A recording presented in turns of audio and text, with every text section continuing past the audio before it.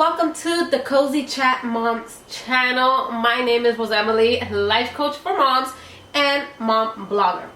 Today I want to share with you, listen, if you ever been out with your children to a restaurant or to any public place, today I'm going to be talking about restaurants, but this can be put to test any public place that you go to or family gatherings with your children, specifically toddlers, right? Little kids who, if you have been in restaurants with them, crying, whining, people are staring at you, you feel like a bad mom, you feel embarrassed, and you want to leave the restaurant. And you probably have left before, and you have vowed to yourself and to your husband that will be the last time that you will ever go to a public place with your children or a restaurant, right? Am I right? Why do kids act the way that they do at restaurants? I don't get it. But I'm going to give you a couple of hacks that have worked for me and my husband every time we used to take our children out to eat. Now, our kids are older now. I have a 15-year-old daughter and 11-year-old twins, so they pretty much behave well, right? Right now. But when they were toddlers, we have come up with a plan. Every time we would go out with our children to a restaurant, this is what we did, and this is magic, and I promise you it's going to work for you next time you want to take out your kids and you're afraid to take them out because you don't want to feel embarrassed and you don't want to feel like a hot mom express and people judging you. Okay, it's not fun. So now hack number one is to prepare your children ahead of time. Okay, so this is what we used to do before even stepping out of the car to go to the restaurant. We had a talk with our kids. Yeah, they were toddlers, they were little kids, they understood. Okay, we used to be like, okay, before we go into the restaurant, this is how we expect you to behave. This is what you're not going to do. This is what we want you to do, right? How to behave. And this is going to be the consequences if you don't behave the way that we want you to behave in a restaurant. And also explain to them about how to behave during public places or going out to a restaurant, how you expect them to behave and why is it important for them to behave this way, right? They understand, they know. The more you teach your children, the more you're consistently telling them every time you go out how you expect them to behave and what the consequences are going to be if they don't behave, the more they're going to learn and the more they're going to see that, hey, if I behave good, I won't have to deal with the consequences, right? Even at an early age. Just teach them. Now, tip number two, this is a huge one. This is something that my husband and I have always said. No technology, meaning tablets, phone, or anything else on the table at restaurants when we're out to eat as a family, right? Do not make the mistake of doing that. And if your kids are already using the tablet technology, right, during restaurants, I want you to think and reflect how they behave when you take it out and they have to eat. Is it always a stressful moment? Do you always have to beg them to stop using the technology so they can eat, right? Do they throw a tantrum and now you're embarrassed and you want to leave the restaurant, people are staring at you, right? Think about all those things. And the reason why we do not allow them, even to this day, no technology, right? No tablet, no screen time, nothing. Even the little screen stuff that they have in the restaurants where you can pay or see the appetizers, they can't use that because they have games there. They're not allowed to use that. Why? Because we're there to eat as a family. We're there to talk. We're there to spend time. If you know how ugly, I'm sorry, but you know how ugly it looks when I go to restaurants and I see other family and all of them are using the technology and their kids too. Little kids using the technology. It's not good. Doesn't look good. You're there to spend time with your family because then what's the point of going out? You could have just been at your house, right? So that is tip number two and hack number two. No technology. And if they're using it, try to replace it with a toy. So that's tip number three. Tip number three is to be prepared ahead of time. If you have small children, right, what toys do you want to take them? A book, right? What is it that they're going to behave, they're going to want to do? Because let's face it, sometimes you have to wait for 30 minutes for the food.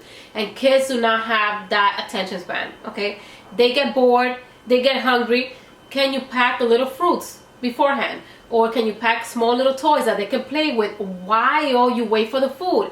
And also explain to them, hey, I'm going to give you this toy so you can play, but when the food comes, we're going to have to take it out because when the food comes, it's time to eat, not play, right?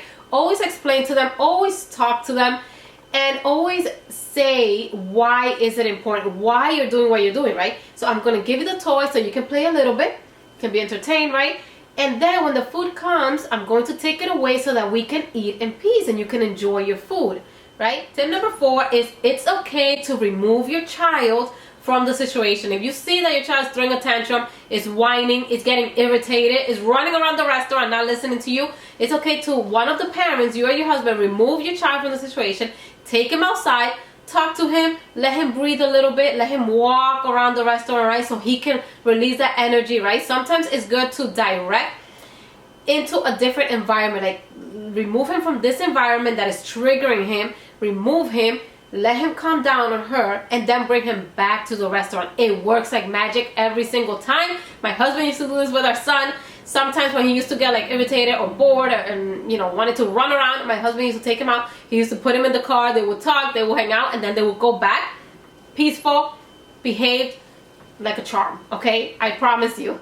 Now, tip number 5, you're there as a family, right? So talk as a family, play games, ask questions, even to your toddler, right? Redirect his attention from wanting a tablet, from wanting your phone, and talk to him. Talk as a family. You yourself have to let go of that technology, let go of your phone, put it down.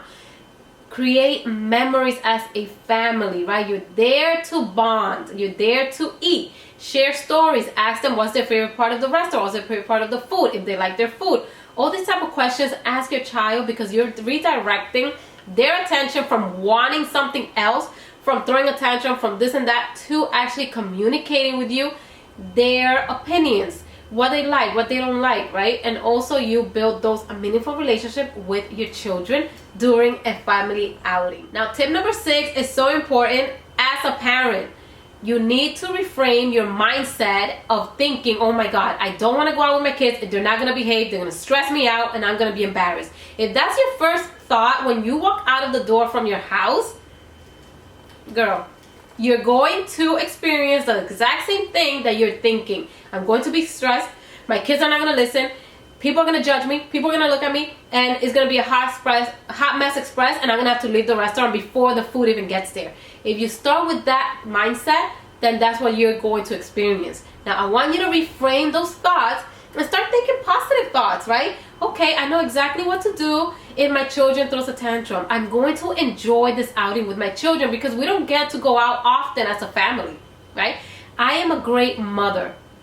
I know how to handle my children.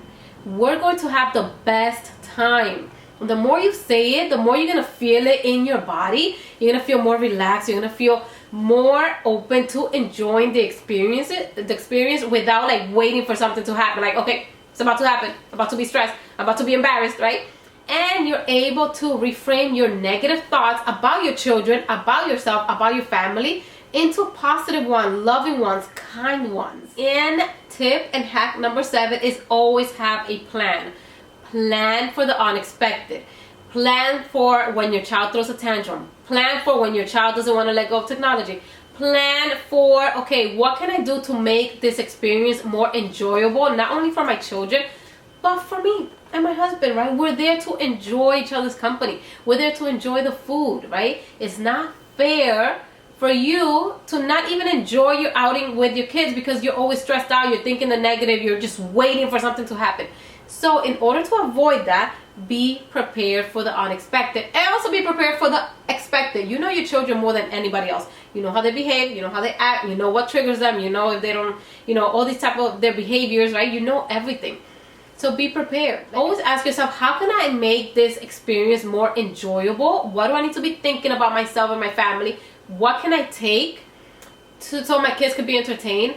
And how do I want to feel every single time I go out with my family? And that's going to give you ideas of what to do, what to take, and how to prepare as a mom so that you can enjoy your outing with your children, restaurants, family events, all these type of things that you're so afraid and stressed out to take your kids because you feel like they're going to act like fools.